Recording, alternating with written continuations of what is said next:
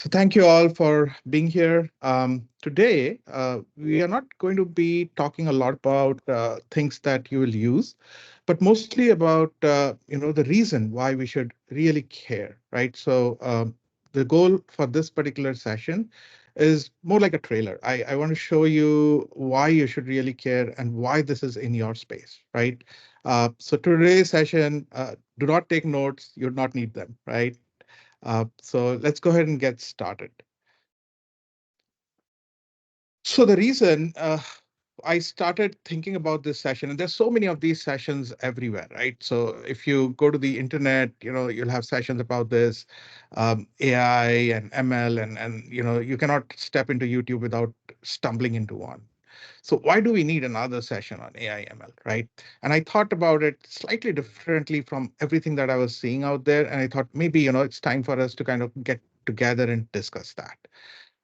So the AI space is essentially two overlapping worlds, one of data scientists and the other of programmers, right? And both of us, the data scientists as well as programmers, have to work together in order to make something beautiful, right? And with that, I want to first go into the data scientist world, right? Uh, so far, AI has been mostly a data scientist world. The way they would work is they would frame a problem.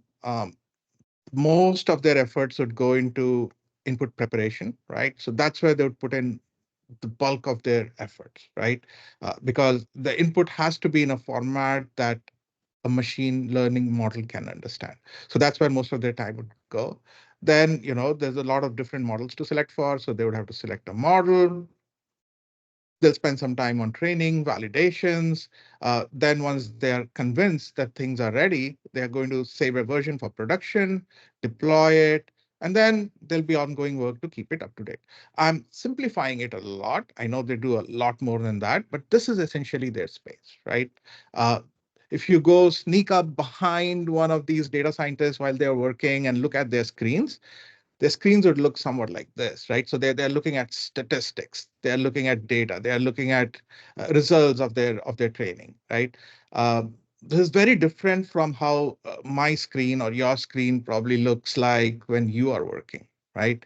Because a programmer, and I'm just talking about the non-AI ML world, right? A programmer's world is basically centered around queries, right? So you'll query a database. You have APIs, you'll make API calls, your databases, workflows, orchestration, whatnot, right? It's very different from what you see here. And that is why I felt the need to separate these two, right? So when AI ML is done by data scientists, it's slightly different from how programmers do it. Okay, so far so good, right? One of the things that triggered this session was essentially my friend. He's a very close friend of mine. We studied together in college. He recently enrolled for this course in Berkeley. Essentially, what he's saying is, he's going to do a 6 months course, uh, a lot of money, and he's going to go through all of this. And the way this course is being sold is that this is something that a programmer should do in order to be up and running with AI ML, right? And let's just go over some of these things, right? Principal component analysis, multiple regression, regularization, right?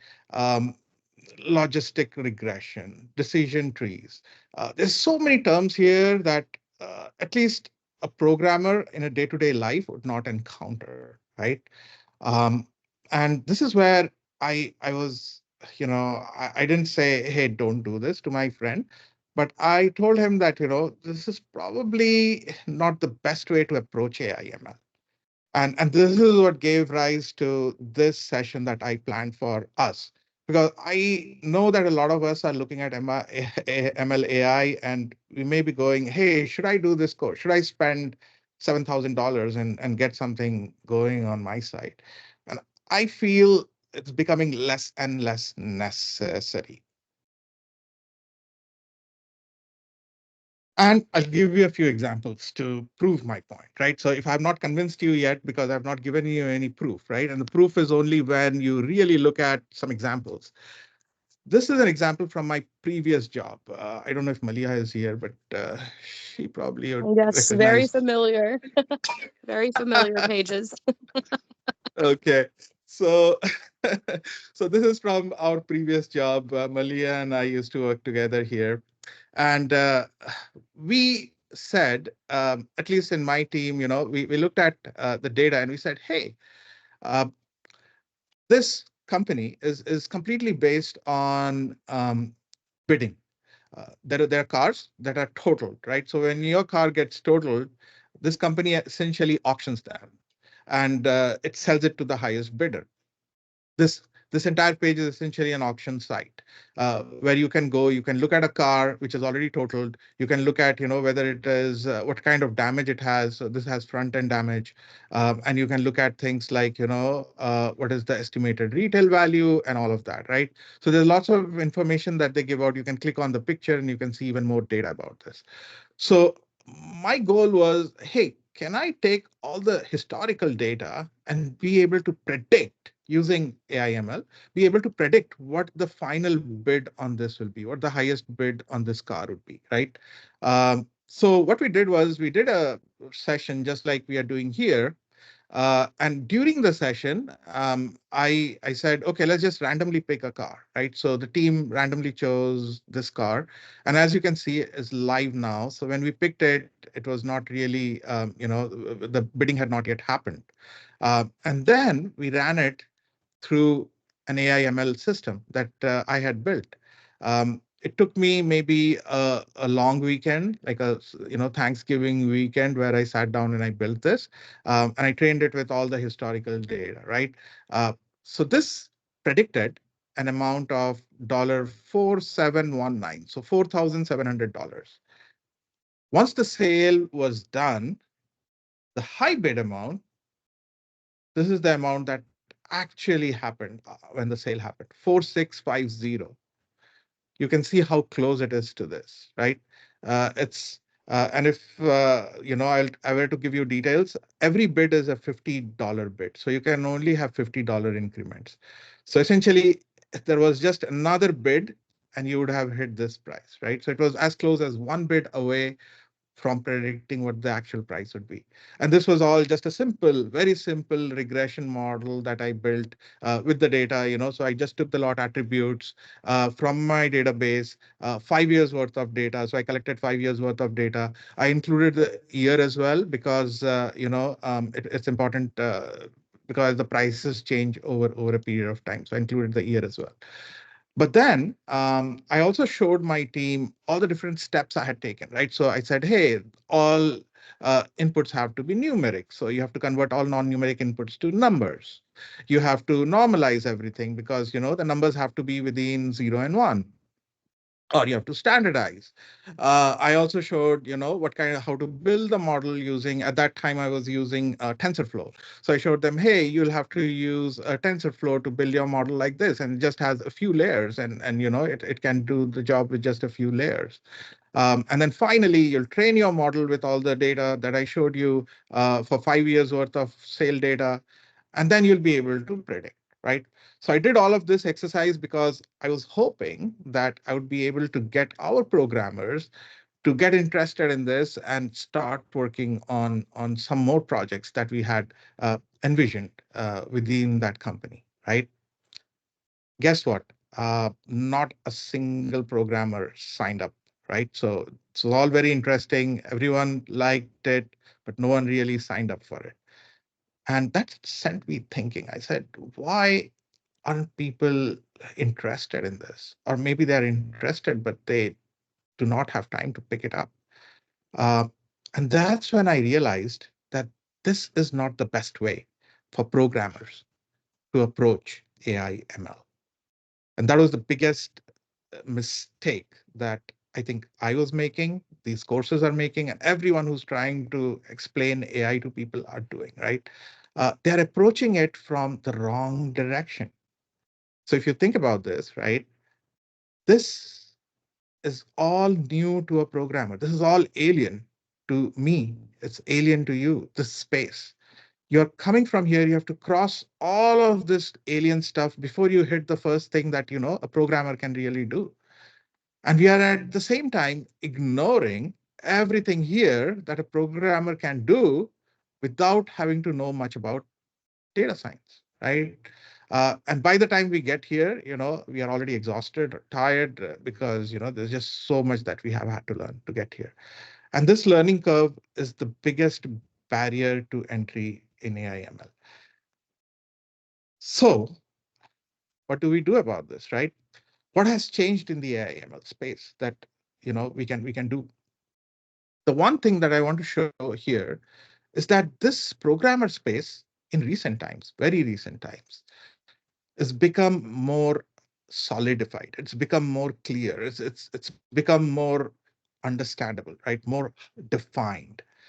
Now we know what programmers can really do in this space. In fact, you'll start seeing the term AI engineer, which is already being thrown out, and that AI engineer term is being used to move away from the term data scientist. So they want to separate themselves from data scientists. And all of this is happening in the industry today because of this very reason.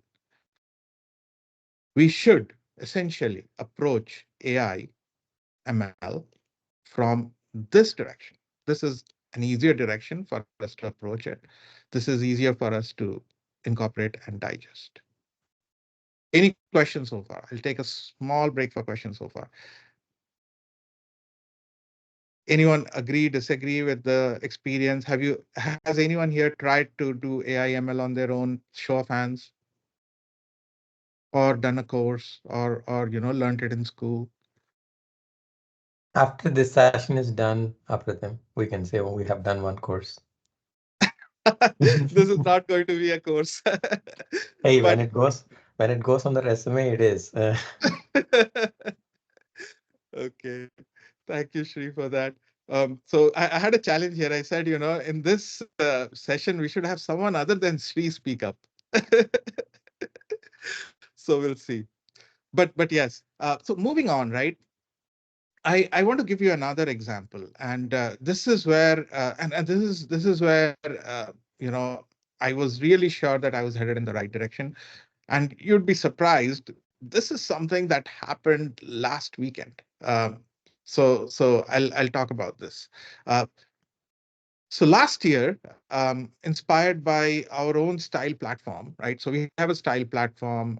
Most of you are in the style team. Some of you are not, but you may have seen, this style platform produce results on our homepage on PDP, where you see, hey, if you have an object, if you let's say you choose a shirt, it's going to tell you, hey, what are the different other clothing items that go along with the shirt that match the shirt, right? So it'll show you a matching pair of trousers, maybe, or a skirt, or whatever, right? But it is going to be able to kind of do that match and show you what are the things that match along with the shirt that you have chosen, right? Uh, so when I saw it, Adrian, are you here? Yeah, he's here.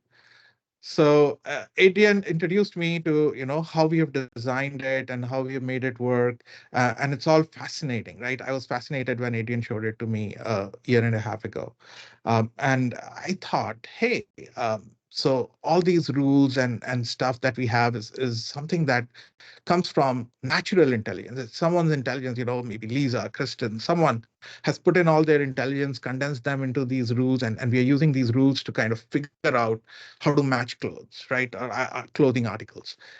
What if we used artificial intelligence to do something similar? Right. And with that, I sat down and I think it was last year, sometime last year, I built this model, right? So I built this model, and my job was classifying clothing items as matching or non-matching. So I said, okay, baby steps. Let's just see if my model is smart enough to say, hey, these articles match and these articles don't match, right? So I said, okay, so let me first collect data. Let me crop it using YOLO, whatnot, right? And you must have, maybe you have heard of YOLO. YOLO is like a what we call pre-trained model, right? So it's a pre-trained model. It is used to recognize objects, and we'll see. So this is one space that is very accessible to us. So I have to remove noise. I have to label the data. And then finally, I have to choose the right model, train, validate, save the version, deploy, keep the model updated. So I did all of this, right? It took me, yeah, a lot of time to do that, right? So it took me about three weekends, but I was able to get it done, right? And here's one quick sample, right? So this is my input data set for training. So I put all my data set into two folders, one with matching clothes, one with mismatched clothes. And as you can see, I also cropped the image. So this is part of my data preparation. The images were like this, so I cropped them. And I used, another machine learning model to kind of detect a top and a bottom, and then I used that to crop it. So it was also done through ML, right? So I didn't do it manually. So again, ML did this cropping. So it said, okay, so most of the noise is now eliminated, right? So you have matched items, you have mismatched items, and the program was written slightly cleverly. So I didn't have to create labels for each one. It would take the label right from the folder name, right? So it would know that match is the label for everything under this, and mismatch is the label for everything under this, right? So I didn't have to create separate label mappings. But with that, straightforward. I chose a CNN model for binary classification. Again, I went through this. Essentially, you can see all the different layers. And then, I said, hey, this is going to output a probability, right? It's going to output like a ranking. Instead of saying, hey, it matches or doesn't match, it'll say, hey, this is a 90% match or a 30% match, right? So I made it that way. So finally, I have results, right? So I uploaded something that it had never seen, and then the match score came out as something, right? So I know that it is working. I was happy with the results. Last weekend, as I was writing, writing up for this presentation, I was preparing for this presentation, and I had all these slides lined up. An idea struck me, right? So I said, okay, these are nice pictures that I've uploaded from the internet into the model, and it's giving me a score.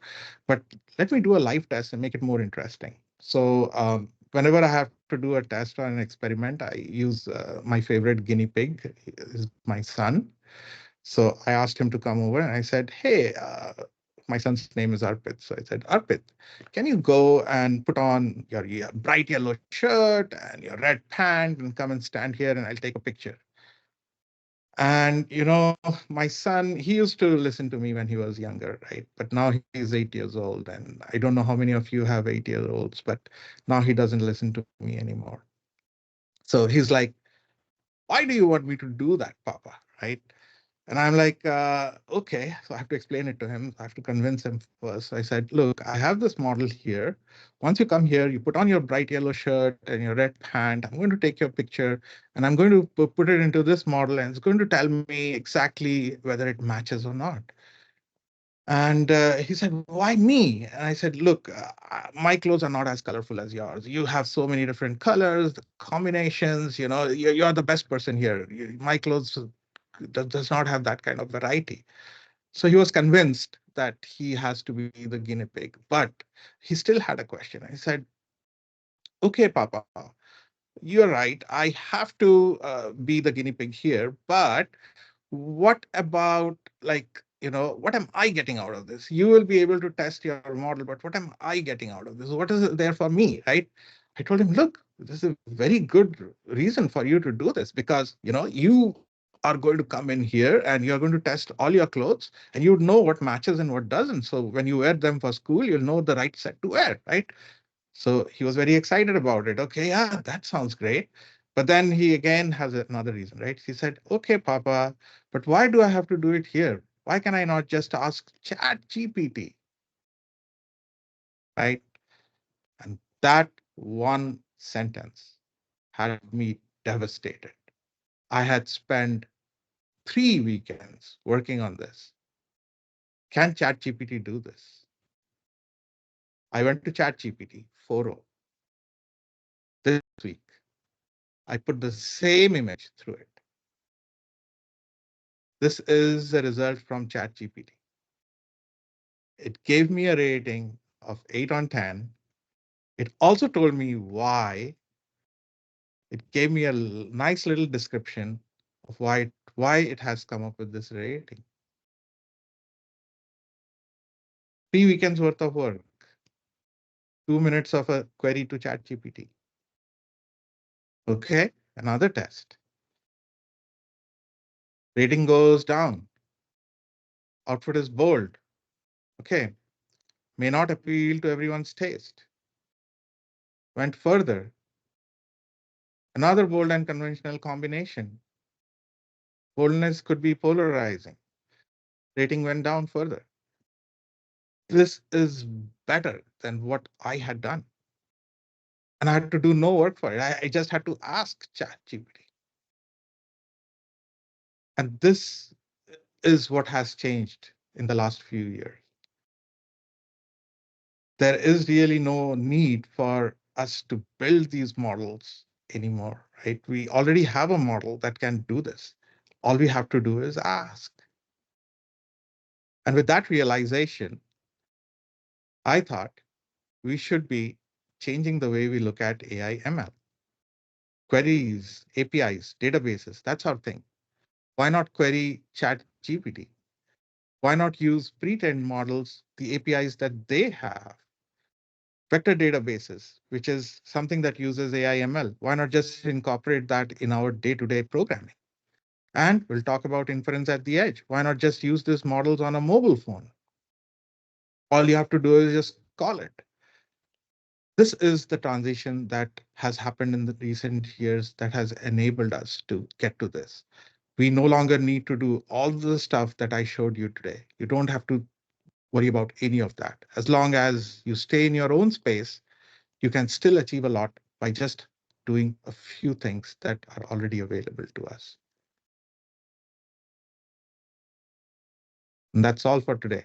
I want to ask you, are you guys now in a state where you think this is something you'd want to take up, right? This is something that you want to do if you stay in your own space. All we have to do is get into the next level and prepare for it. Now I'll stop again. Any questions, anything that you want to talk about? I'm going to ask ChatGPT to give me an anonymous name so I can ask another question. Uh, it's just for a upcoming, just putting myself as a in the shoes of an engineer too, or senior engineer. I do want to grow. I want to learn more things.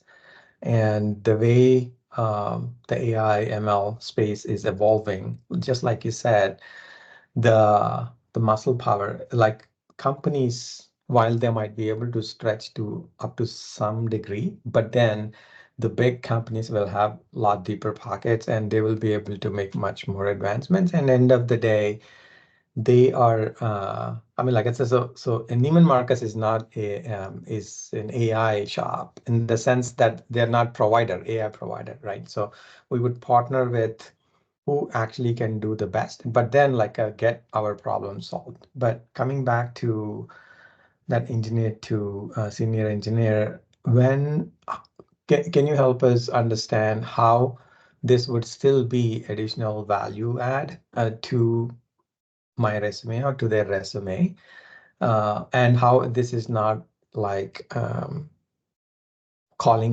just another API. How I can enhance my resume by working here. That is a very good question, right?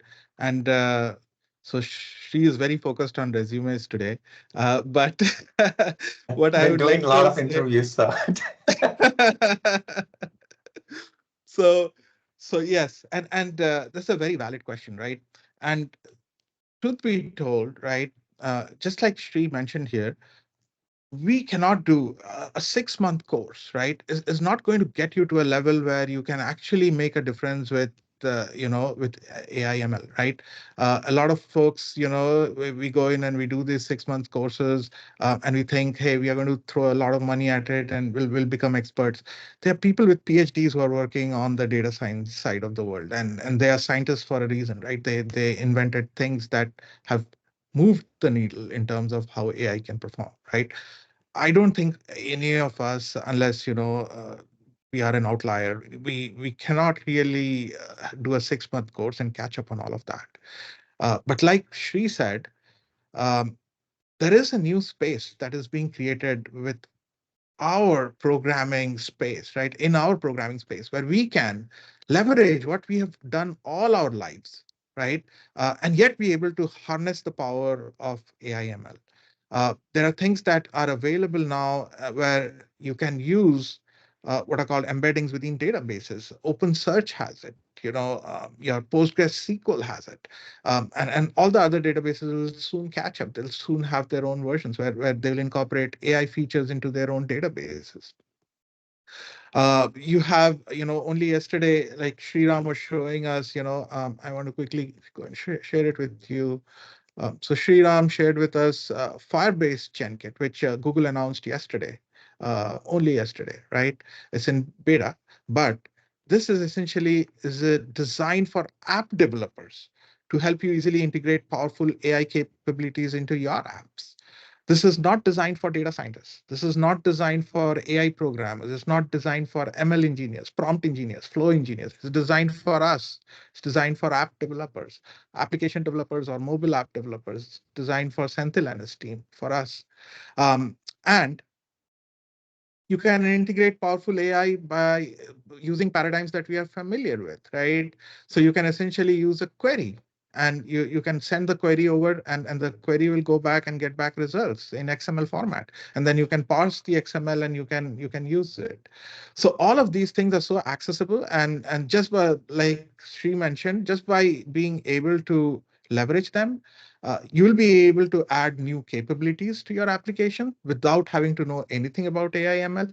It's like, if I tell you, hey, I have to learn driving a car, but in order to learn to drive a car, I have to do a mechanical engineering course for 6 months so that I can understand the inner workings of an engine. You don't need it, right? It's good for you to know, but is it going to make you a better driver? No. Driving the car makes you a better driver. So your space is this. And as a programmer, you'd want to be in this space and you'd want to leverage the capabilities that AI provides without having to go and look into the inner workings of how it works. And this is much more accessible. In fact, we did a POC, a Gen AI POC very recently.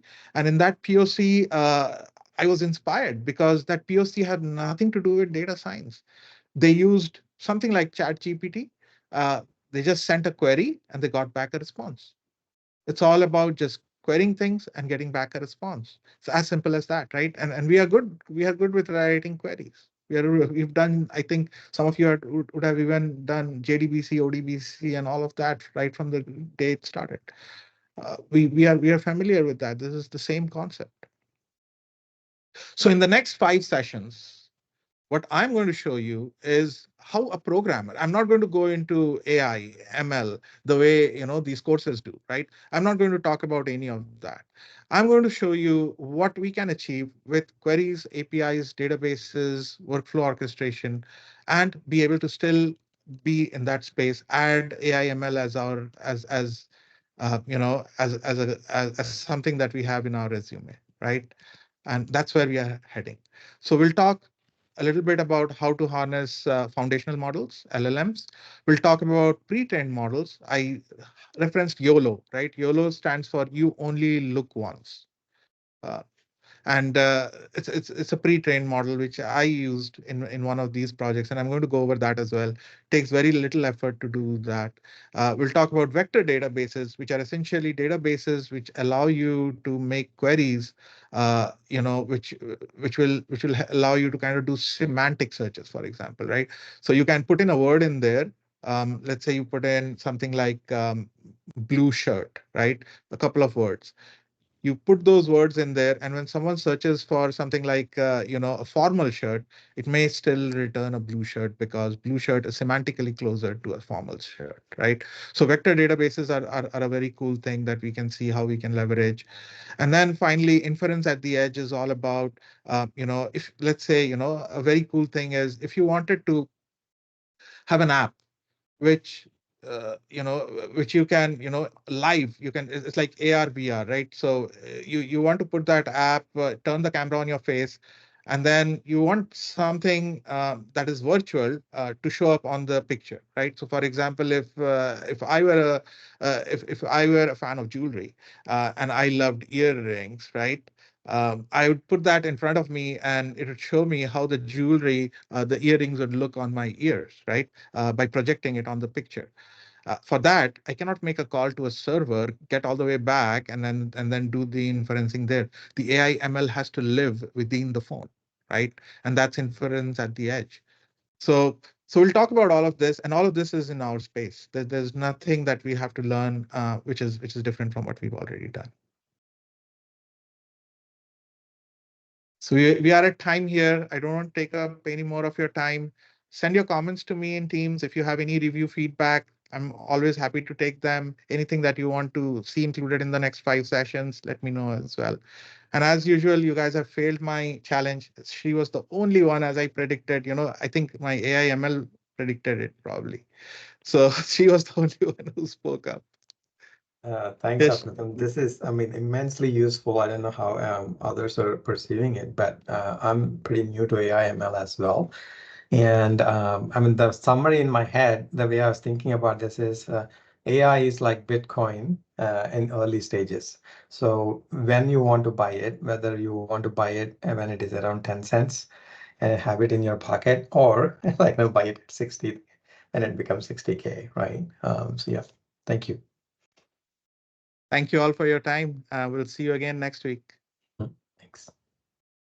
Thank you. Thank you. Bye. Bye. Bye.